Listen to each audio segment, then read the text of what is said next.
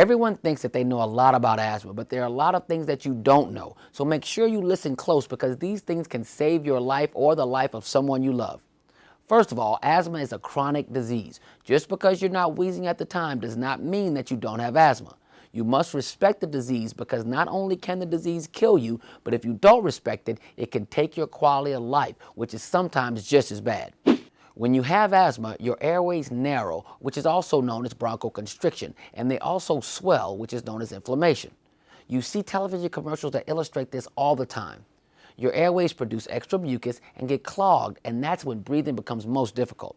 The most common asthma signs and symptoms are coughing, wheezing, and shortness of breath.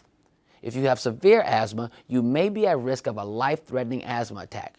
Asthma cannot be cured, but its symptoms can be controlled. Treatments include taking steps to avoid your particular asthma triggers, using long-term control medications to prevent flare-ups, and using a rescue inhaler to stop symptoms once they start. Because asthma changes over time, you must work with your doctor to track your signs and symptoms and adjust the treatment as needed. The goal of treatment is to avoid the substances that trigger your symptoms and control airway inflammation. In sensitive people, asthma symptoms can be triggered by breathing in allergy-causing substances called allergens or triggers. Common asthma triggers include animal hair or dander, dust, changes in weather, chemicals in the air or food, exercise, mold, pollen, respiratory infections such as the common cold, and stress. And the biggest thing that drives me crazy, tobacco smoke.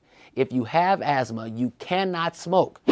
Other triggers include gastroesophageal reflux, sulfites, which are additives to some foods and wine, and if you're obese, it also increases your risk of asthma. Also, aspirin and other nonsteroidal anti-inflammatory drugs can provoke asthma in some patients. I'm your favorite doctor, Dr. Corey Hebert with BlackHealthTV.com.